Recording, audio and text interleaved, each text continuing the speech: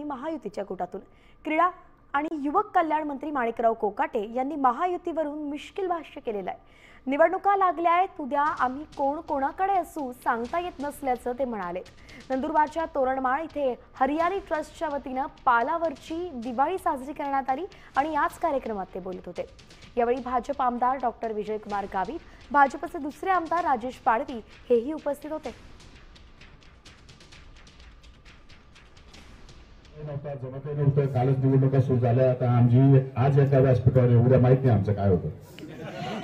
उद्या आम्ही कोण कोणाकडे असू हे काही सांगता येणार नाही। गावित साहेब, यश आणि अपयश हे माणसाच्या जीवनामध्ये येत असतं, त्याचा फार विचार करायचा नसतो। राजकारण फार दिवस टिकत नाही, राजकारण 5 वर्षासाठी असतं। 5 वर्षानंतर पुन्हा माणसं बदलतात, पक्ष बदलतात, विचार बदलतात, परिस्थिती बदलते, अनेक गोष्टी बदलत असतात आणि बदल हा निसर्गाचा नियम आहे।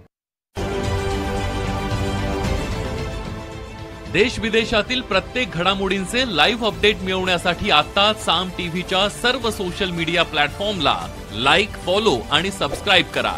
तसंच सर्व नोटिफिकेशनसाठी बेल आयकॉन प्रेस करायला विसरू नका।